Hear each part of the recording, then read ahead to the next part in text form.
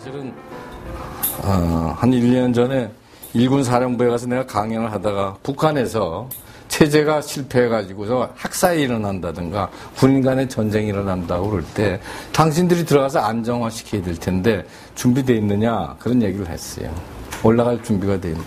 근데 그때 장성들의 표정이 대단히 준비되어 있었다든가 생각하지 않았던 거를 말이야. 얘기 들은 것 같은 그런 표정들을 짓고 있었어. 그래서 내가, 야, 이 사람들이 준비가 안 됐구나 말이야. 하는 생각을 강하게 느꼈는데, 이런 거는 지금, 이제, 군사 전략가나 정치, 국제관계 하는 사람들이 지금 이렇게 들여다보고 있지만 사실은 이런 방향으로 가지 못할 거라고 보는 사람이 많습니다. 무슨 얘기냐면은, 한반도는 통일이 어려울 것이라고 보는 사람이 많습니다. 저번 시간에도 내가 좀 말씀드렸는데 통일이 어려울 것이다. 그럼 통일을 못하면 어떻게 되느냐 합니다. 통일을 못하면은 한마디로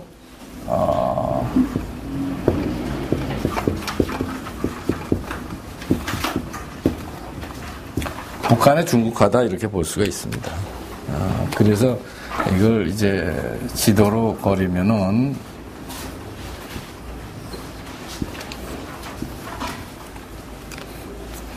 이제 이게 없어지는 거죠, 이게. 그리고 이제 대충 국경이 이렇게 되는 겁니다. 이렇게 될 가능성이 높다고 보는 게 전문가들의 견해입니다. 가장 최근의 자료로서 제가 소개할 수 있는 작년입니다. 작년 2012년 12월에 미국 상원의 스태프 보고서가 나왔어요. 거기 보면 어떻게 되느냐면 북한이 붕괴하면은 남한에 의해서 흡수 통일되지 아니하고 북한의 변방 속국이 등장한다 이렇게 돼 있어요. 중국의 변방 속국이 등장한다. 그것이 그 가능성이 제일 높다. 그리고 그 근거를 쭉 대고 있습니다.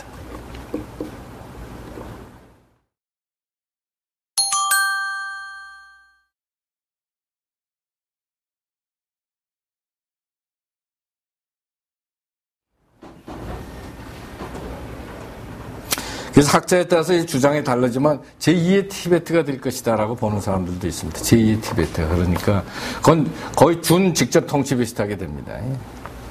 그 다음에 또 경우에 따라서는 이제 소위 괴뢰 정부를 만들 것이다, 북한에. 그래서 언론에는 말이야, 김정남일 데려다 괴뢰 정부를 만들 것이다, 북한이 말이야. 그런 얘기까지 돕니다만은 소위 제2의 만주국을 만든다는 주장이 있습니다. 만주국이라는 게 뭡니까? 청나라가 망하고 일본이 마지막 청황제를 데려다가 만주에다 식민지 국가를 하나 만들지 않습니까? 이제 괴뢰 정부를 만들어서 만주를 경영하듯이 북한 경영을 중국이 괴뢰 정부를 하나 만들어서 할 것이다. 제2의 만주국을 만들 것이다. 이런 주장들이 학자들이나 전문가들 사이에 많이 나오고 있습니다. 북한의 중국화가 되면 이제 38선이 이제 우리가 국경선이 되는 이런 상황인데 북한의 중국화가 된 가능성이 높다고 보는 세 가지 이유가 있습니다. 세 가지. 이걸 우리가 조금 한번 검토해 보겠습니다. 왜 이대로 가면 북한의 중국화가 될 가능성이 높으냐 하면은 첫째가 세력 균형론 때문에 그렇습니다. 이 국제경제학에 세력 균형론이라는 게 있습니다. 세력 균형론. 그건 무슨 얘기냐면 이렇게 이 세력이 비슷할 적에 전쟁이 안 난다. 그리고 변화가 없는데 세력이 이제 이렇게 비슷하다가 지금 여기는 어떻게 지금 되면 중국은 큰 나라가 지금 엄청나게 크고 있고 이제 북한은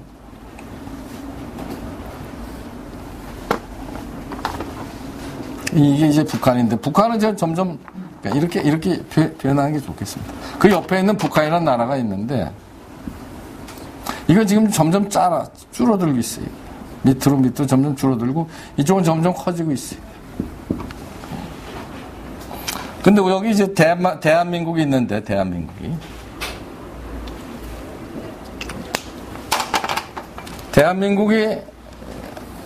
이건 북한 문제는 내 문제가 아니다 말이야. 어떻게 할 수도 없고 말이지. 그러면은 결국 뭐냐면 이 물이 일리 들어간다는 거예요. 이게 점점 줄어들고 이게 점점 커지면 여사의 소위 힘의 공백이 생깁니다. 힘의 공백. 이 힘의 공백을 힘이 강한 자가 메꾸게 된다. 그게 세력 균형론입니다.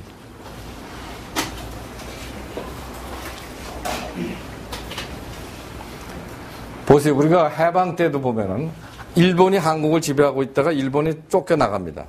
그러면 힘의 공백이 생기잖아요. 한반도에. 그럴 때 이제 소련과 미국이 들어와서 힘의 공백을 맞습니다. 그래서 균형을 유지하고 평화가 유지되는데 아까 얘기한 1949년에 미국이 떠나죠. 그러면 힘의 공백이 생기잖아요. 그러면 이제 북한이 이제 내려오기 시작하는 겁니다. 그래서 6.25가 난 겁니다. 근데 그걸 이제 다시 미국이 들어와서 힘의 공백을 다시 메꾸면서 치고 올라간단 말이에요. 그러니까 이제 중국이 다시 개입하면서 힘의 균형이 이루어져 38선이 그어진 겁니다. 자, 그런데 남한은 가만히 있고 북한이 지금 힘이 빠지고 있는데 바로 옆에 이제 중국이 커지고 있습니다. 근데 남한이 뒤로 물러서 있으면 이 갭을, 이 이제 힘의 공백을 결국 중국이 메꿀 수밖에 없다. 그래서 우리가 적극적으로 아니다 말이야. 이걸 우리가 메꾸겠다라고 나서도 될까 말까. 근데 전혀 메꿀 생각을 안 하고 있으면 힘의 공백은 결국은 물이 높은 데서 낮은 데로 흐르듯이 그게 경제적인 교류의 형태든 무슨 뭐 어떤 형태든 간에 중국의 힘이 북한을 침투하게 되고 결국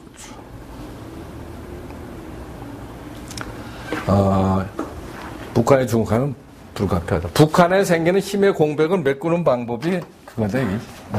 힘의 공백이 북한에 지금 힘의 공백이 생기고 있습니다. 이거를 남한이 메꾸려고 하지 않으면 중국이 메꾸는 건 당연하다는 얘기. 쉽게 얘기하면. 그래서 우리나라에서 흡수 통일을 반대하지 않는 건 굉장히 무책임한 얘기입니다, 사실은. 흡수 통일은 우리의 전략 목표가 될 수는 없어요. 흡수 통일은 자기들이 자체 내 체제 관리에 실패해서 생기는 붕괴인데, 그럴 때는 우리가 적극적으로 그걸 대비하고 끌어들이고 그 다음 단계로 끌고 갈 준비를 해야 되는데, 흡수 통일에 대해서 준비하자든가 대비하자든가 하는데 흡수 통일을 반대한다 그러면은 그러면 우리가 흡수 통일을 반대하면 중국이 흡수 통일해 가죠. 응? 힘의 공백이 생기는. 그래서 우리가 물론 그 말이 처음에 나온 거는 내가 볼 때 김대중 대통령이 쓸 때는 좀 전략적인 개념이 있었다고 봐요. 왜냐하면은 1980년대 말 90년대 초에 독일이 망하면서 큰일 났거든요. 그래서 김정일이 그때 뭐라고 그랬냐. 한쪽이 한쪽을 먹는 식의 통일은 반대한다 그랬다고. 그러니까 그걸 이쪽에서 받아서 햇볕 정책의 세 가지 원칙 중에 하나로 햇볕 정책의 세 가지 정책 중에 하나로 주장한 것이 흡수통일 반대입니다. 그러니까 그건 이제 북한을 좀 안심시켜보자 하는 뜻도 있으리라고는 봐요. 그러나 그걸 국민들한테 자꾸만 퍼뜨리다 보면 국민은 뭣도 모르고 흡수통일은 반대한다. 이게 이렇게 되는 거라고. 근데 흡수통일은 우리가 추구할 수 있는 성격도 아니고 결국은 사회주의, 공산주의 독재는 대부분 내부 모순에 의해서 망합니다. 외부적 압박으로 그렇게 쉽게 흔들리지 않습니다. 내부적 모순으로 자기들 문제를 못 풀어서 망할 때는 우리가 반드시 그 다음을 들어가서 지원도하고 아까처럼 말이죠.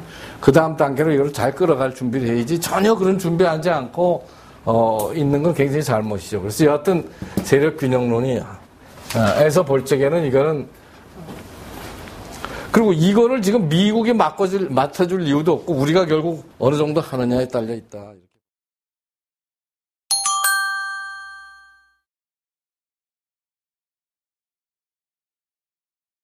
두 번째는 동북공정입니다. 동북공정. 또 이거는 어떤 의미에서는 한반도의 지정학입니다. 과거의 지정학은 한반도의 과거의 지정학은 뭐냐? 한반도는 중국의 완충 지대였습니다. 중국이. 한반도가 이제 중국이 대륙 세력인데 대륙 세력과 해양 세력 사이에서 이 한반도라고 하는 거는 이 해양 세력과 대륙 세력 사이에서 항상 누가 이걸 장악하는 데서 해양 세력이 장악하면 이게 해양 세력을 위한 완충지대가 되고 대륙 세력이 장악하면 이게 대륙 세력을 위한 완충지대가 됩니다. 그래서 결국 자기들의 안전을 위해서 이 부분에 사실 여기 요동을 지킨다는 게 옛날부터 큰 문제. 중국이 한 중국의 중심을 자기들 북경 이 중심을 당하지 않으려면 요동을 지켜야 돼. 요동을 지키기 위해서 한번도가 아주 필요한 겁니다. 옛날부터.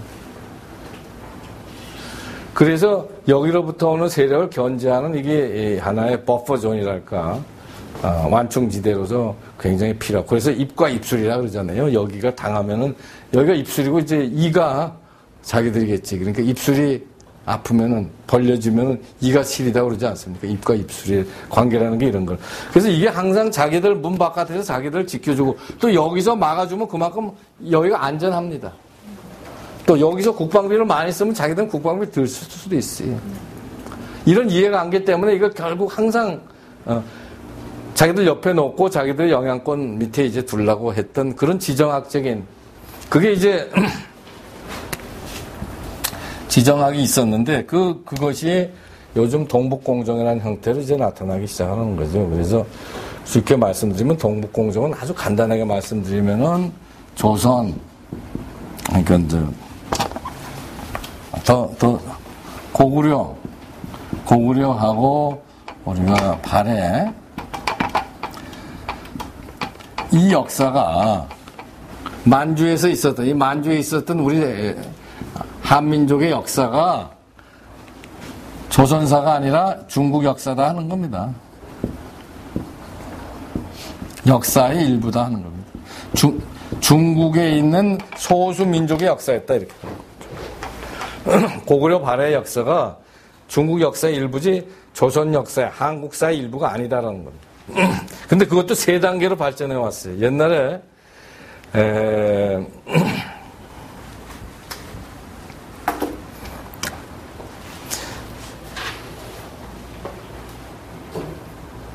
모택동 있을 때 주울레는 뭐라고 그랬냐면 하도 학자들이 말이지 고구려 발해 이런 것들이 사실 중국의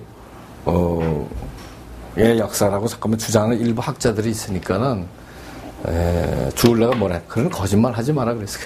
사실에 맞지 않는 얘기 하지 마라. 고구려 발해 이건 다 조선의 역사다라고 그때 정리를 했어요. 그게 50년대 60년대 그렇게 정리를 해줬습니다. 사실 무리한 주장하지 말라고 말해요. 근데 그 다음에 이제 어떻게 됐냐면 그 다음에 좀 지나가지고서는 어떤 이론이 나오면 일사양형이라는 말이 나온다고. 응?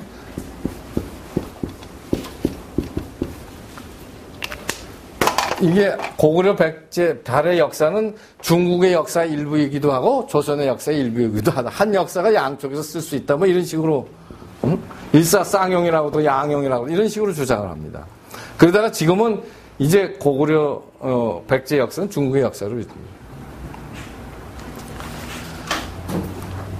역사학적으로는 이래서 지금 이제 역사 유문을 좀 손을 보면서 계속 자기들의 이제 이 사실을 증거하려고 사실 역사 훼손과 지금 조작이 굉장히 많은데 그럼 동북공정을 왜 하느냐 하는 것에 대해서 두 가지 이유가 있습니다. 두 가지 이유가. 동북공정을 하는 것. 두 가지, 자기들이 얘기하는 두 가지 이유가 있는데 하나는 조선족 문제입니다. 중국에 있는 조선족의 정체성. 중국이란 나라의 정체성과 관련돼서 중국의 조선족이 소수민족의 문제로 심하게 비화되는 걸 막으려면은 조선족의 정체성을 이걸 잘 정리해야 됩니다. 그래서 중국의 소수민족이 56개 있습니다. 약 1억 1천만 정도 소수민족이 있는데 중화민족을 지금 하나의 대가정 속에 넣으려고 합니다. 중화민족 대가정 만들기 를 하려고 그러는데 조선족을 조선의 역사의 일부라기보다는 중국의 큰 역사 흐름 속에 하나의 소수민족의 역사로서 포섭을 하려고 하는 작업이 들어가고 있습니다. 그래서 조선사 고구려나 백제가 조선의 역사라기보다는 중국의 변방에 있던 하나의 마이너리티 소수민족의 역사였고 그건 중국사의 일부다. 그리고 이 변방을 내지화하려고 하는 작업이지 이제 그게 소극적인 이유입니다. 그래서 앞으로 이제 중국에 있는 우리 조선족을 중국의 대가정의 일부 굉장히 중요한 우리 멤버다 말이에요. 그러니까 그쪽으로 너무 마음 쓰지 말고 우리와 같이 가자 하는 게 두 번째는 이제 뭐가 목표냐면 동북공정이에요. 한반도에 중국이 진입했을 때, 아까 같은 그런 개입을 해서 진입해서 나아갈 때, 불가피하게 남한과 영토 문제가 생기라고 보고 있습니다. 그래서 2005년경에 말이야 북경대학 교수가 한 강연을 내가 보니까 북한은 10년 못 간다고 했어요. 그러면 언젠가 2015년이든 2005년에 한 얘기니까 10년 못 가는데 못 가고 결국은 군부에서 넘어질 것이다 북한은. 그러면 중국 군부와 서로 협력 관계를 통해서 중국이 결국 북한을 사실상 지배하게 되면은 북한의 영토가 한강 바로 위까지 올라간다. 중국의 영토가 사실상. 그럴 적에 남한과 북한에 대한 영토 분쟁이 일어날 것이다. 그럴 때 중요한 역사적 연고성을 주장하기 위해서는 지금부터 고구려 역사가 발해도 그렇습니다. 고구려 역사가 결국 우리 한강 바로 이북까지 미칩니다. 고구려의 영향력이. 그러니까 그것까지도 자기들이 직접적이든 간접적이든 북한을 지배하는 것이 역사적으로 어색하지 않다는 걸 증명하는 겁니다. 요즘은 무슨 얘기까지 나오냐면 말이죠. 오키나와도 중국 땅이라고요. 최근에 논문 보면 오키나와도. 왜 그러냐. 오키나와가 조공을 바치지 않았네요. 사실 조공 바쳤거든요. 중국이. 근데 그런 논리로 하면 신라도 조공 바쳤습니다. 신라. 그러니까 경상남도도 중국 땅이 되는 거예요. 응?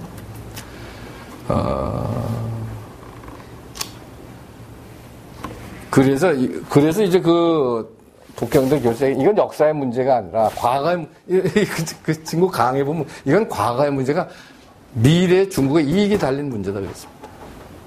그런 식으로 접근하고 있습니다. 그러니까 그런 동북공정을 돈을 얼마나 쓰고 왜 하고 지금 어떻게 하고 하는 거를 쭉 이제 보면서 이것이 아주 일사불란하게 진행되고 있구나 이렇게 보는 거죠.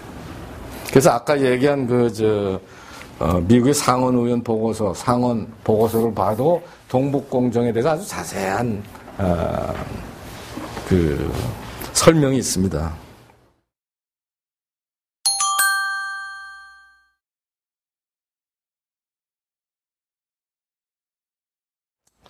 그 다음에 그래서 제가 보기에 또 하나 군입니다. 군. 북한의 중국화의 가능성이 높다고 보는 것은 군입니다. 그건 무슨 얘기냐면은 북한의 군사 대국화가 한반도에서 중국의 영향력을 확대하는 데 크게 기여할 것이라고 보는 겁니다. 잘 아시다시피 중국은 지금 내부적으로 굉장히 어려움을 갖고 있습니다. 외부적으로 굉장히 고도 성장을 하면서도 몇 가지 예를 들면 말이죠. 중국이 고도 성장을 하고 정말 경천 동지할 정도의 발전을 갖고 오는데 안에 이제 여러 가지 문제인데 그 중에 하나가 이제 빈부격차 같은 거겠죠. 빈부격차. 빈부격차를 보는 지수 중에 진위라는 게 있습니다. 진위라는 지수를 뽑아보면 이것이 숫자가 많을수록 아주 불평등이 심한데 우리나라는 지금 0.3 정도 됩니다. 우리나라는 국제적으로 보면 대단히 사실 소득 분배가 비교적 좋은 나라입니다. 우리 국민들은 불만이 많지만은 국제적으로 보면 상대적으로 소득 분배가 우리나라가 나쁘지 않습니다. 좋은 편에 속하는데. 근데 이제 이게 한 0.45 이렇게 넘어가면은 그 사회에 이제 폭동이 일어나기 시작한다고 그럽니다. 근데 지금 중국은 0.62 정도 나가요. 공식적인 진위가 있어요. 그래서 중국의 지금 1%가 약 40% 부를 갖고 있습니다. 불란서 혁명 때 1%가 50% 부를 갖고 있었어요. 불란서에서. 그게 혁명이 일어났습니다. 1%가. 지금 한 40% 갖고 있습니다. 미국보다도 훨씬 분배가 나쁘고, 우리보다도 훨씬 나쁘고 그렇습니다. 그러니까 이제 이 폭동으로 나타나는데 2011년 자료 보면요. 1년에 18만 7천 건입니다. 폭동이. 그러면 하루에 약 500건 정도 납니다. 크고 작은 폭동이. 거기다가 지금 부패가 굉장히 심합니다. 관련 부패가. 중국의 부패 구조가 두 개가 있어요. 아주 가장 부패하면서 아주 권력층이 있는데 하나는 관료, 당 관료죠. 당 출신 관료, 당뇨, 하나는 군입니다. 이게 거대한 이익 집단이 돼 있고 이 안에 부패 구조가 심한데, 그런데 이런 불평등, 태평양 연안에 있는 도시와 내지와의 격차라든가, 이런 것도 굉장히 심하고, 소득 분배 문제도 심하고, 이런 상황 속에서 또 하나는 인터넷. 정부 통제하지만 인터넷 인구가 지금 5억 명 정도로 나타납니다. 5억 명. 그래서 중국의 미래가 세 가지 중에 하나로 가지 않겠느냐 하고들 보는 게 많습니다. 하나는 밑으로부터의 혁명이냐, 두 번째는 개혁이냐, 위로부터의 개혁이냐. 그래서 지금 시진핑이 개혁을 한다고 여러 가지 노력을 하고 있습니다만, 밑으로부터 혁명이냐, 개혁이냐, 아니면 세 번째는 전쟁이냐입니다.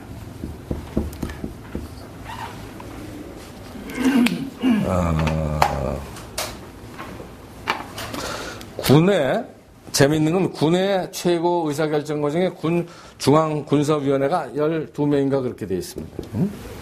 중앙군사위원회 12명, 이 중에 2명만 민간인입니다. 그러니까 지금 현재 아마 시진핑하고 리커창만 들어가 있고 나머지 10명은 전부 다 군인입니다. 그런데 이게 거의 당 중앙위원회가 굉장히 독자성을 갖고 있습니다. 인민위원회, 대표자 대회에 영향을 받지가 않습니다. 그 다음에 내각에도 영향을 받지가 않습니다. 거의 독자적인 경제권과 예산권을 갖고 있고, 이게 굉장히 빠르게 예산이 증가합니다. 이게 굉장히 큰 기득권 집단 비슷하게 돼가고 있는데, 이 친구들이 이제 어떤 의사결정을 할 것이냐 하는 게 대단히 물론 중요합니다만, 그래서 이제 이렇게 학자들은 보고 있습니다. 당이 개혁을 성공적으로 해내서 지금 이런 사회적 갈등과 빈부격차와 이런 부패 문제를 잘 풀어나가면은 이제 소프트 랜딩이 되는데, 이거가 안 되면은 혁명의 가능성이 있대요. 근데 중국의 경우는 항상 혁명의 가능성이 있고 개혁이 더딜 때 선택할 수 있는 길 중에 하나가 전쟁입니다. 외부하고의 싸움을 통해서 풉니다. 이런 방향으로 움직이기 시작하면은 한반도가 자기들 내부에 의해서 한반도에 갭이 일어날 가능성도 굉장히 높다고 보는 겁니다. 내부적인 요인으로 인해서 한반도 개입을 할 가능성이 대단히 높고, 내부적인 요인으로 예를 들어서 일본과의 한바탕 국지전으로 시작하는지 모르면 전쟁을 할 수도 있고 하는 겁니다. 그래서 개혁을 하는데 개혁이 더딘데 혁명 기운이 빨라지면 이거가 하나의 중요한 소스, 그러니까 나아갈 수 있는 길이 될 수가 있겠다 하는 이야기들을 하고 있습니다. 그래서 군이 가지고 있는 상대적인 독자성, 그리고 특히 이제 중국이 굉장히 지금 크게 보고 있는 게, 중국이 땅이 크다고 그러지만 실제로 쓸 수 있는 땅이 많지가 않습니다. 그래서 중국은 땅이 큰 나라라기보다는 대단히 제한적인 나라고 인구가 많기 때문에 앞으로 태평양 세력화하려고 굉장히 노력하고 있습니다. 그리고 선진국이 되려면, 1등 국가가 되려면 반드시 이 대양을 지배해야 됩니다. 이 물류를 지배해야 되는데, 이 부분이 자기들 한계가 있기 때문에 지금 태평양 세력으로 나가는데 아주 좋은 교두보가 사실 한반도입니다. 그런 것 등등을 생각할 적에 이 북한이 중국화될 가능성이 대단히 높다고 보는 것이 지금 학자들의 견해다, 이렇게 볼 수가 있습니다. 이렇게 되면은 이제 우리로서는 이제 아주 궁색한, 이걸로 끝나지 않고, 저번에 제가 좀 말씀을 드렸습니다만은, 예를 들어서 이게 없어지고 여기가 이제 완전히 이렇게 되면 이제 이게 되는 거죠, 우리는. 이제 어떤 의미에서. 그리고 이제 청진 같은 데서 배가 떠서 이렇게 돌아다니겠죠, 이제 청진에서. 낮은 선봉이 아니라 청진에서 배가 떠서 이렇게 돌아다녀요. 그러면 이건 이제 완전히 섬이 되는 거죠, 이제 섬. 중국 내에 있는 조그만 섬이 되는 겁니다. 이렇게 되면은 이게 얼마나 독자성을 유지할 수 있겠느냐에 대해서 회의하는 것이 일본 아이들입니다.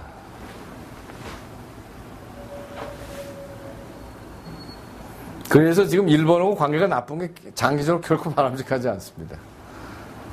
자, 이렇게 될 적에 어떻게 자존을 지킬 수 있겠느냐. 그렇게 되니까 이렇게 되면 이제 여기에 다시 이제 일본과 중국 간의 대대적인 이제 서로 긴장 고조가 나타날 거고, 미국과 중국 간에도 긴장 고조가 나타날 거고, 남북 간에도 긴장 고조가 나타날 텐데, 이런 속에서 우리가 정상적으로 국정 운영을 하면서 경제 발전할 수 있겠느냐. 지금 같은 상황에서 온갖 갈등과 이게 아주 굉장히 심한데,